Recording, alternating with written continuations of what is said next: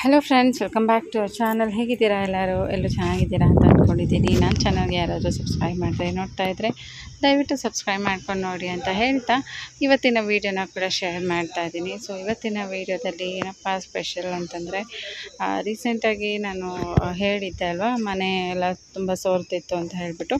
So ಅದ್ರ ಬಗ್ಗೆನೇ ಒಂದು ವಿಡಿಯೋ ಇದೆ. ಹಾಗೆಯೇ ಟೇಸ್ಟಿಯಾಗಿರೋಂಥ ಒಂದು ಚಿಕನ್ ಪೆಪ್ಪರ್ ಡ್ರೈ ಕೂಡ ಮಾಡ್ತಾಯಿದ್ದೀನಿ. ಚಿಕನ್ ಪೆಪ್ಪರ್ ಫ್ರೈ ಅಂತಲೂ ಹೇಳ್ಬೋದು. ಸೊ ಅದನ್ನು ಮಾಡ್ತಾಯಿದ್ದೀನಿ. ಸೊ ಇದನ್ನು ಆ್ಯಸ್ ಯೂಶ್ವಲ್ ಒಂದು ಶುಕ್ರವಾರದ ಬ್ಲಾಗ್ ಆಗಿರುತ್ತೆ. ಸೊ ಶುಕ್ರವಾರ ಸಿಂಪಲ್ ಪೂಜೆ ಎಲ್ಲನೂ ಆಗಿತ್ತು. ಹಾಗೆಯೇ ಮನೆ ಸೋರ್ತಾರದಕ್ಕೆ ಏನಪ್ಪ ಮಾಡಿದ್ವಿ ಅಂತಂದರೆ, ನೋಡಿ ಇದು ಟಾರ್ಪಲ್ಲು. ಸೊ ಟಾರ್ಪಲ್ನ ತೊಗೊಂಬಂದು ಹಾಕಿದ್ದೀವಿ ಸದ್ಯಕ್ಕೆ. ಸೊ ತುಂಬ ದೊಡ್ಡ ಟಾರ್ಪಲ್ ಇದು, ಒಂದು 15ಗೆ 30 ಇದೆ ಇದು. ಸೊ ಅದನ್ನು ತೊಗೊಂಡು ಬಂದು ಎರಡು ಕಡೆ ಅಂದರೆ ಡಬಲ್ ಸೈಡ್ ಮಡಚಿ ಅದನ್ನು ಸೀಟ್ ಮೇಲೆ ಈ ಥರ ಹಾಕಿದ್ದು. ಎಲ್ಲಿ ನೀರು ಮೇಯ್ನಾಗಿ ಸೋರುತ್ತೆ ಅಲ್ಲಿವರೆಗೂ ಬರೋ ಹಾಗೆ ಈ ಒಂದು ಟಾರ್ಪಲ್ನ ಹಾಕಿದ್ದೀವಿ. ಸದ್ಯಕ್ಕೆ ಇವಾಗ ಎಷ್ಟು ಮಳೆ ಬಂತಲ್ಲ ಒಂದು ವಾರದಿಂದ, ಮಳೆಗೆ ಏನು ಪ್ರಾಬ್ಲಮ್ ಆಗಿಲ್ಲ, ಅಂದರೆ ಎಲ್ಲೂ ನೀರು ಸೋರ್ತಾ ಇಲ್ಲ. ಈ ಟಾರ್ಪಲ್ಲಿಂದ ಹಾಕಿರೋದ್ರಿಂದ ಒಂದು ಸ್ವಲ್ಪ ಬೆಟರ್ ಅಂತಲೇ ಹೇಳ್ಬೋದು. ಯಾಕೆಂದರೆ ಇತ್ತೀಚೆಗೆ ಈ ವಾರ ಫುಲ್ಲು ತುಂಬಾ ಮಳೆ ಬಂತಲ್ವ. ಸೊ ಹೆವಿ ಮಳೆ ಬಿದ್ದರೂ ಕೂಡ ಸೊ ಒಂದು ಡ್ರಾಪ್ ಎಲ್ಲೂ ಮನೇಲಿ ಲೀಕೇಜ್ ಆಗಿರಲಿಲ್ಲ. ಸೊ ಅದೊಂದು ಖುಷಿ ಅಂತಲೇ ಹೇಳ್ಬೋದು. ಖುಷಿ ಆಯಿತು. ಆ್ಯಕ್ಚುಲಿ ಇದಕ್ಕೆ ಬೇರೆ ಬೇರೆ ಖರ್ಚೆಲ್ಲ ಬೀಳುತ್ತೇನೋ ಅಂತೆಲ್ಲ ತುಂಬ ಟೆನ್ಷನ್ ಆಗಿತ್ತು. ಫೈನಲಿ ಈ ಒಂದು ಟಾರ್ಪಲ್ಲು ಏನು ತೊಗೊಂಡು ಬಂದು ಹಾಕಿದ್ವಲ್ಲ, ಸೊ ಇದೇ ಈಗ ಪರವಾಗಿಲ್ಲ, ರಿಸಲ್ಟ್ ಕೊಟ್ಟಿದೆ. ಇನ್ನು ಮುಂದಕ್ಕೆ ನೋಡಬೇಕು. ಸದ್ಯಕ್ಕಂತೂ ಈ ಒಂದು ಆಪ್ಷನ್ನ ಇಟ್ಕೊಂಡಿದ್ದೀವಿ. ಮನೆ ಎಲ್ಲೂ ಇವಾಗ ಲೀಕ್ ಆಗ್ತಾಯಿಲ್ಲ ಸದ್ಯಕ್ಕೆ. ಹಾಗೆಯೇ ಈ ಒಂದು ಟಾರ್ಪಲ್ ಏನಿದೆ ಅಲ್ಲ, ಸೊ ಇದು ಬಂದುಬಿಟ್ಟು ತುಂಬ ದೊಡ್ಡದಾಗಿ ಇತ್ತು. ನಮ್ಮ ಮನೆ ಇರೋದೇ ಎಷ್ಟು 11ಗೆ 44 ಇರೋದು. ಸೊ ಅದರಲ್ಲಿ ಈ ಟಾರ್ಪಲ್ ಬಂದುಬಿಟ್ಟು ಇರೋದು 15ಗೆ 30 ಇದೆ. ಸೊ ಹಾಗಾಗಿ ಸ್ವಲ್ಪ ದೊಡ್ಡದಾಗೇ ಬಂದಿದೆ. ಇನ್ನೊಂದು ಚೂರು ಸ್ವಲ್ಪ ಮುಂದೆ ಬರಬೇಕಿತ್ತು. ಸದ್ಯಕ್ಕೆ ಈಗ ಪರವಾಗಿಲ್ಲ, ಮ್ಯಾನೇಜ್ ಮಾಡ್ಬೋದು. ಇನ್ನೂ ನಾವು ಬೇರೆ ಇದಕ್ಕೇನಾದರೂ ಕೈ ಹಾಕೋಕ್ಕೆ ಹೋದರೆ ಇನ್ನೂ ಜಾಸ್ತಿ ಖರ್ಚು ಬೀಳುತ್ತೆ. ಅದಕ್ಕೆಲ್ಲ ಏನೂ ಕೈ ಹಾಕೋದಕ್ಕೆ ಹೋಗಲಿಲ್ಲ. ಈಗ ಜಸ್ಟ್ ಏನು ಪ್ರಾಬ್ಲಮ್ ಇದೆ ಅದಕ್ಕೆ ಸೊಲ್ಯೂಷನ್ ಆಗಿ ಈ ಒಂದು ಟಾರ್ಪಲ್ನ ಹಾಕ್ಕೊಂಡಿದ್ದೀವಿ ಅಷ್ಟೇ. ಬಟ್ ಇದೇ ಪರ್ಮನೆಂಟ್ ಅಂತಲೂ ಹೇಳೋಕ್ಕಾಗಲ್ಲ, ಮುಂದಕ್ಕೆ ನೋಡೋಣ. ಸೊ ಟೆಂಪ್ರವರಿ ಸೊಲ್ಯೂಷನ್ ಅಂತ ಹೇಳ್ಬೋದು. ಓಕೆ ಫ್ರೆಂಡ್ಸ್, ಸದ್ಯಕ್ಕೆ ಇವಾಗ ಅದೆಲ್ಲ ಆಯಿತು. ಇವಾಗ ನಾನು ಚಿಕನ್ ಪೆಪ್ಪರ್ ಫ್ರೈ ಆದರೂ ಹೇಳ್ಬೋದು, ಡ್ರೈ ಆದರೂ ಹೇಳ್ಬೋದು, ಅದನ್ನು ಮಾಡ್ತಾಯಿದ್ದೀನಿ. ತುಂಬಾ ಟೇಸ್ಟಿಯಾಗಿರುತ್ತೆ, ಚೆನ್ನಾಗಿರುತ್ತೆ. ಯಾವಾಗಲೂ ಒಂದೇ ಥರ ಚಿಕನ್ ತಿಂದು ಬೇಜಾರಾಗಿದ್ದಾಗ, ಅಥವಾ ಏನಾದರೂ ಈ ಬೇಳೆ ಸಾಂಬಾರೆಲ್ಲ ಮಾಡಿದಾಗ, ರಸ ಮಾಡಿದಾಗ ಈ ಥರ ಒಂದು ಚಿಕನ್ ಮಾಡಿಕೊಂಡು ತಿಂದರೆ ಸೈಡ್ಸ್ಗೆ ಚೆನ್ನಾಗಿರುತ್ತೆ. ಸೊ ಈಗ ಮೊದಲನೇದಾಗಿ ಒಂದು ಬಾಣಲಿ ತೊಗೊಂಡಿದ್ದೀನಿ. ಅದರಲ್ಲಿ ಒಂದು ಸ್ವಲ್ಪ ಎಣ್ಣೆ ಹಾಕ್ಕೊಂಡು, ಆ ಎಣ್ಣೆಯಲ್ಲಿ ಇವಾಗ ಫಸ್ಟಿಗೆ ನಾನು ಹಸಿಮೆಣ್ಸಿನ್ಕಾಯಿ ಸ್ವಲ್ಪ ಜಾಸ್ತಿನೇ ಹಾಕ್ಕೊಂಡಿದ್ದೀನಿ, ಖಾರ ಚೆನ್ನಾಗಿರಲಿ ಅಂತ ಹೇಳ್ಬಿಟ್ಟು. ಹಾಗೆಯೇ ಈ ಬಾಣಲಿ ಬಂದುಬಿಟ್ಟು ನಾನು ತೊಗೊಂಡಿದ್ದು ಇಂಡಸ್ ವ್ಯಾಲಿಯಲ್ಲಿ. ತುಂಬಾ ಚೆನ್ನಾಗಿದೆ. 26 ಸೆಂಟಿಮೀಟರ್ ಇದೆ ಈ ಒಂದು ಬಾಣಲಿ. ನನಗಂತೂ ತುಂಬಾ ಇಷ್ಟ ಆಯಿತು. ಯಾಕಂದರೆ ನಾವಿರೋ 4 ಜನಕ್ಕೆ ಬಾಣಲಿ ಪರ್ಫೆಕ್ಟಾಗಿ ಮ್ಯಾಚ್ ಆಗುತ್ತೆ ಅಂತ ಹೇಳ್ಬೋದು.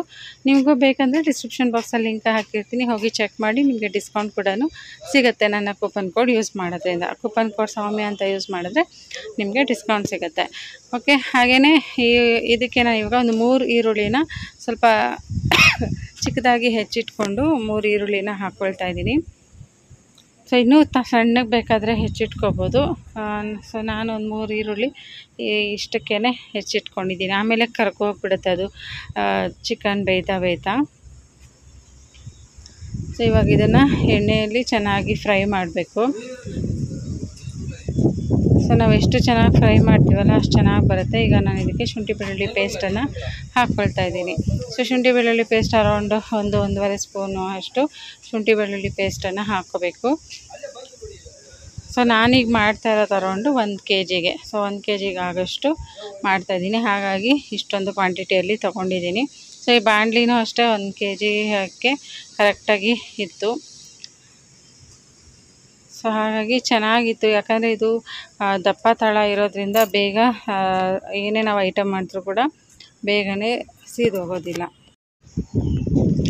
ಹಾಗೆಯೇ ಸ್ಟೇನ್ಲೆಸ್ ಸ್ಟೀಲ್ ಇವಾಗ ನಾನ್ ಸ್ಟಿಕ್ ಎಲ್ಲ ಯೂಸ್ ಮಾಡ್ತೀವಲ್ಲ, ಅದ್ರ ಬದಲು ಈ ಥರ ಸ್ಟೇನ್ಲೆಸ್ ಸ್ಟೀಲ್ ದಪ್ಪ ತಳ ಇರೋಂಥದ್ದನ್ನ ತಗೊಂಡಾಗ ನಮಗೆ ಫುಡ್ ಗ್ರೇಡ್ ಅನ್ನೋದು ಚೆನ್ನಾಗಿರುತ್ತೆ, ಫುಡ್ ಕ್ವಾಲಿಟಿ ಚೆನ್ನಾಗಿರುತ್ತೆ.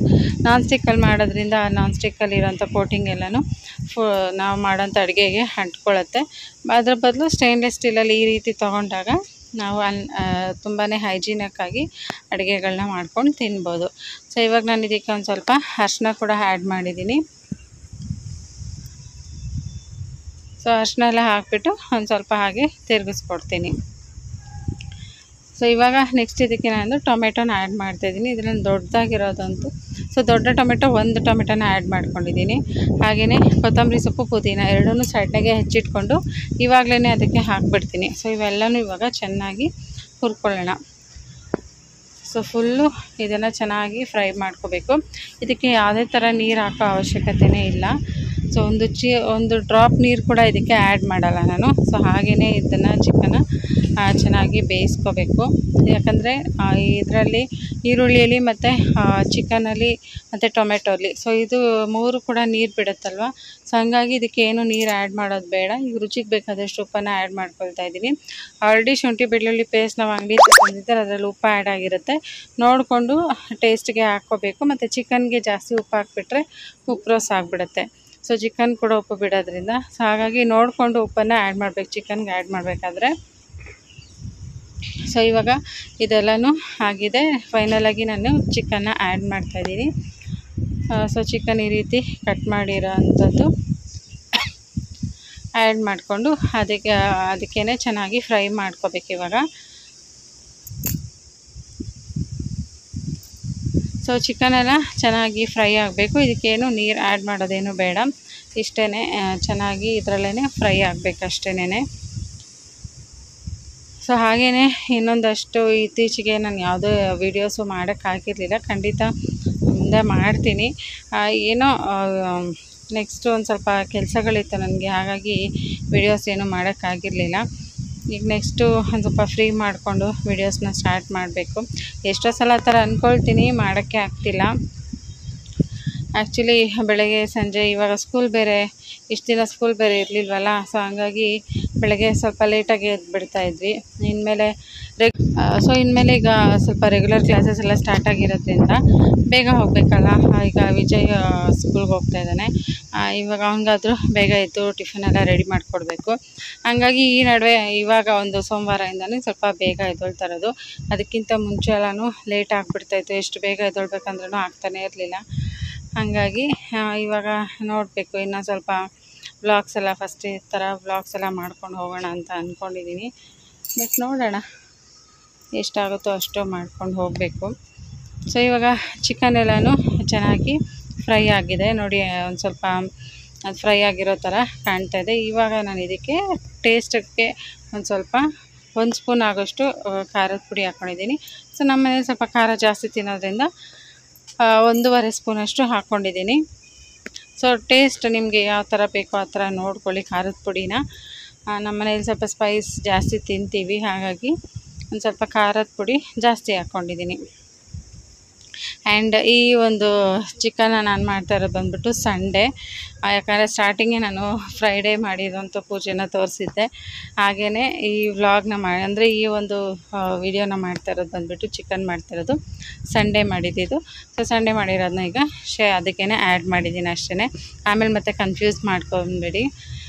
ಸೊ ಹಾಗಾಗಿ ಕೆಲವ್ರು ಹಾಗೆ ಕನ್ಫ್ಯೂಸ್ ಮಾಡ್ಕೋತಾರಲ್ವ, ಸ್ಟಾರ್ಟಿಂಗು ಫ್ರೈಡೇದು ಪೂಜೆ ತೋರಿಸಿ ಆಮೇಲೆ ಲಾಸ್ಟಲ್ಲಿ ಚಿಕನ್ ತೋರಿಸ್ದೆ ಅಂತ. ಸೊ ಇವಾಗ ನಾನು ಇದಕ್ಕೆ ಧನಿಯಾ ಪುಡಿನ ಆ್ಯಡ್ ಮಾಡ್ಕೊಳ್ತಾ ಇದ್ದೀನಿ. ಸೊ ಧನಿಯಾ ಪುಡಿ 1 ಸ್ಪೂನ್ ಆಗೋಷ್ಟು, ಹಾಗೆಯೇ ಚಿಕನ್ ಮಸಾಲೆ. ಸೊ ಚಿಕನ್ ಮಸಾಲೆ ಯಾವ್ದು ಬೇಕಾದರೂ ಆ್ಯಡ್ ಮಾಡ್ಕೋಬೋದು, ಬಟ್ ಜಾಸ್ತಿ ಏನು ಬೇಡ. ಒಂದು ಅರ್ಧ ಸ್ಪೂನ್ ಆದ್ರೂ ಸಾಕು ಚಿಕನ್ ಮಸಾಲೆ. ಜಾಸ್ತಿ ಹಾಕ್ಬಿಟ್ರೆ ಮತ್ತು ಅದರದ್ದೇ ಫ್ಲೇವರ್ ಇರುತ್ತೆ, ಅದಕ್ಕೋಸ್ಕರ. ಸೊ ಇವಾಗ ಇದನ್ನು ಎಲ್ಲನೂ ಸ್ವಲ್ಪ ಮಸಾಲೆ ಎಲ್ಲ ಚೆನ್ನಾಗಿ ಮಿಕ್ಸ್ ಆಗಬೇಕು, ಅಲ್ಲಿವರೆಗೂ ಇದನ್ನು ಫ್ರೈ ಮಾಡ್ಕೊಳ್ಳೋಣ. ನೋಡ್ತಾ ಇದ್ದೀರಲ್ಲ, ಇವಾಗಲೇ ಸ್ವಲ್ಪ ನೀರು ಬಿಡ್ತಾ ಇದೆ.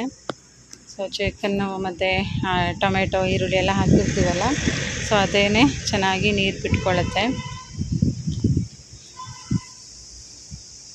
ಸೊ ಇದು ಯಾವುದು ಹಾಕದೆ ಕೂಡ ನಾವು ಜಸ್ಟ್ ಈರುಳ್ಳಿ, ಶುಂಠಿ ಬೆಳ್ಳುಳ್ಳಿ ಪೇಸ್ಟು, ಹಾಗೆಯೇ ಪೆಪ್ಪರ್ ಪೌಡ್ರ್ ಇವಿಷ್ಟನ್ನೇ ಹಾಕಿ ಕೂಡ ಪೆಪ್ಪರ್ ಮಾಡ್ಕೋಬೋದು, ಪೆಪ್ಪರ್ ಡ್ರೈ. ಸೊ ಇವಾಗ ನಾನು ಒಂದು ಪ್ಯಾಕೆಟ್, ಒಂದು 10 ರೂಪೀಸ್ ಪ್ಯಾಕೆಟ್ ಬರುತ್ತಲ್ಲ ಪೆಪ್ಪರ್ ಪೌಡರ್ದು, ಅದನ್ನು ಪೂರ್ತಿ ಒಂದು ಪ್ಯಾಕೆಟ್ ಪೂರ್ತಿ ಹಾಕ್ಕೊಂಡಿದ್ದೀನಿ ಲಾಸ್ಟಲ್ಲಿ. ಸೊ ಅಷ್ಟೇ, ಇದಕ್ಕೆ ಇನ್ನೇನು ಮಿಕ್ಸ್ ಮಾಡೋಷ್ಟಿಲ್ಲ. ಇದನ್ನೆಲ್ಲ ಮಿಕ್ಸ್ ಮಾಡಿಟ್ಬಿಟ್ಟು ಇದನ್ನು ಪ್ಲೇಟ್ ಮುಚ್ಚಿಬಿಟ್ಟು ಒಂದು 15 ಮಿನಿಟ್ಸ್ ಲೋ ಫ್ಲೇಮಲ್ಲಿ ಬೇಯಿಸ್ಕೊಂಡ್ರೆ ಸಾಕು. ಚಿಕನ್ ಪೆಪ್ಪರ್ ಫ್ರೈ ರೆಡಿ ಆಗಿಬಿಡುತ್ತೆ. ಸೊ ಇದನ್ನು ಸೈಡ್ಸ್ಗೆ ಕೂಡ ನಾವು ಆ್ಯಡ್ ಮಾಡ್ಕೋಬೋದು, ಇಲ್ಲಾಂದರೆ ಬಿಸಿ ಅನ್ನಕ್ಕೆ ಹಾಗೆ ಕಲಿಸ್ಕೊಂಡು ತಿನ್ಬೋದು, ಟೇಸ್ಟ್ ಚೆನ್ನಾಗಿರುತ್ತೆ. ಸೊ ನಮ್ಮ ಮನೆಯಲ್ಲಿ ಇವಾಗ ಇದೇ ಫೇವ್ರೇಟ್ ಆಗಿಬಿಟ್ಟಿದೆ. ಯಾವಾಗಲೂ ಚಿಕನ್ ಸಾಂಬಾರು ಮಾಡಿದ್ರೆ ಯಾರೂ ತಿನ್ನೋದೇ ಇಲ್ಲ, ಚಿಕನ್ ಪೀಸಸ್ ಹಾಗೆ ಇರುತ್ತೆ, ಸಾಂಬಾರು ಮಾತ್ರ ಖಾಲಿ ಆಗುತ್ತೆ. ಹಾಗೆ ಅದಕ್ಕೆ ನಾನು ಚಿಕನ್ನ ಈ ಥರ ಮಾಡಿದ್ರೆ ಅಟ್ಲೀಸ್ಟ್ ಪೀಸ್ ಎಲ್ಲನೂ ಖಾಲಿ ಆಗುತ್ತೆ.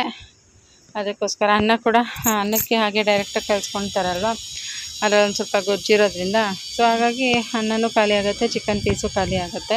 ಸಾಂಬಾರೆಲ್ಲ ಮಾಡಿಬಿಟ್ರೆ ಖಾಲಿನೇ ಆಗೋದಿಲ್ಲ. ಸೊ ಅದಕ್ಕೆ ಈ ಥರ ಮಾಡೋದು. ಸೊ ನೆಕ್ಸ್ಟ್ ಇದಕ್ಕೆ ಒಂದು ಸ್ವಲ್ಪ ಪ್ಲೇಟ್ ಮುಚ್ಚಿಬಿಟ್ಟು ಒಂದು 15 ನಿಮಿಷ ಬೇಯಿಸಿದ್ರೆ ಸಾಕು, ಚಿಕನ್ ರೆಡಿ ಆಗಿಬಿಡುತ್ತೆ. ತಿನ್ನೋದಕ್ಕೆ ತುಂಬ ಟೇಸ್ಟಿಯಾಗಿರುತ್ತೆ. ಬೇಕಿದ್ರೆ ಇದಕ್ಕೆ ನಾವು ತುಪ್ಪ ಆ್ಯಡ್ ಮಾಡ್ಕೋಬೋದು, ಅಥವಾ ಬೆಣ್ಣೆ ಇದ್ದರೆ ಬೆಣ್ಣೆನೂ ಆ್ಯಡ್ ಮಾಡ್ಕೋಬೋದು. ಆವಾಗ ಅದು ಚಿಕನ್ ಗೀ ರೋಸ್ಟ್ ಆಗಿಬಿಡತ್ತೆ, ಚೆನ್ನಾಗಿರುತ್ತೆ ಟೇಸ್ಟ್. ಅದು ಕೂಡ ನಾನು ಬೇಕಿದ್ದರೆ ಟ್ರೈ ಮಾಡಿ ನೋಡಿ. ಬಟ್ ನಾನು ಯಾವುದನ್ನು ಇದರಲ್ಲಿ ಆ್ಯಡ್ ಮಾಡಿಲ್ಲ, ನೆಕ್ಸ್ಟ್ ಟೈಮು ಅದನ್ನು ಆ್ಯಡ್ ಮಾಡಿದಾಗ ತೋರಿಸ್ತೀನಿ. ಸೊ ನೋಡಿ, ಇವಾಗ ಅತ್ತಾಯೇ ಚೆನ್ನಾಗಿ ನೀರು ಬಿಟ್ಕೊಂಡಿದೆ. ಸೊ ಇವಾಗ ನೀರು ಬಿಟ್ಕೊಂಡ್ರೆ ಕೂಡ ಆಮೇಲೆ ಒಂದು ಹಾಫ್ ಆನ್ ಅವರ್ ಬಿಟ್ಬಿಟ್ರೆ, ಚೆನ್ನಾಗಿ ಬೆಂದಿದ್ದಾದಮೇಲೆ ಬಿಟ್ಬಿಟ್ರೆ ಫುಲ್ಲು ಅದು ಡ್ರೈ ಆಗಿಬಿಡತ್ತೆ.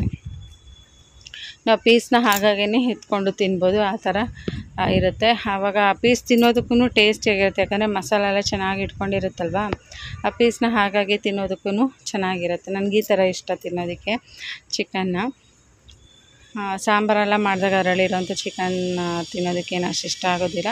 ಬಟ್ ಈ ಥರ ಮಸಾಲೆ ಎಲ್ಲ ಫುಲ್ ಫ್ಲೇವರ್ಫುಲ್ಲಾಗಿರುತ್ತಲ್ಲ ಚಿಕನ್ನು, ಅದನ್ನು ತಿನ್ನೋದಕ್ಕೆ ಇಷ್ಟ ಆಗುತ್ತೆ. ಸೊ ಇವಾಗ ಒಂದು ಸ್ವಲ್ಪ ತಿರುಗಿಸ್ಕೊಟ್ಬಿಟ್ಟು ಇನ್ನೂ ಒಂದು ಸ್ವಲ್ಪ ಹೊತ್ತು ಚೆನ್ನಾಗಿ ಇದನ್ನು ಬೇಯಿಸ್ಕೊಳ್ತೀನಿ. ಸೊ ಇವಾಗ ಇದೆಲ್ಲನೂ ಚೆನ್ನಾಗಿ ಬೇಯ್ತಾ ಇದೆ. ಸೊ ನೋಡ್ತಾ ಇದ್ದೀರಲ್ವಾ, ಈ ಥರ ಇವಾಗ ಚೆನ್ನಾಗಿ ಬೆಂದಮೇಲೆ ಆಮೇಲೆ ನಾವು ಇದನ್ನು ಒಂದು ಸ್ವಲ್ಪ ಹೊತ್ತು ಬಿಟ್ಬಿಟ್ಟು ಹಾಗೆ ಬಿಸಿ ಬಿಸಿಯಾಗೂ ತಿನ್ಬೋದು. ಬೇಕಿದ್ರೆ ಒಂದು ಸ್ವಲ್ಪ ಡ್ರೈ ಆಗಿ ಬೇಕು ಅಂತಂದರೆ ಆಮೇಲೆ ಕೂಡ ಒಂದು ಹಾಫ್ ಆನ್ ಅವರ್ ಬಿಟ್ಟು ತಿನ್ಬೋದು. ಈಗ ಫೈನಲಿ ನೋಡ್ತಾ ಇದ್ರಲ್ಲ ಫ್ರೆಂಡ್ಸ್, ಇವಾಗ ಎಣ್ಣೆ ಎಲ್ಲ ಬಿಟ್ಕೊಂಡಿದೆ ನೋಡಿ.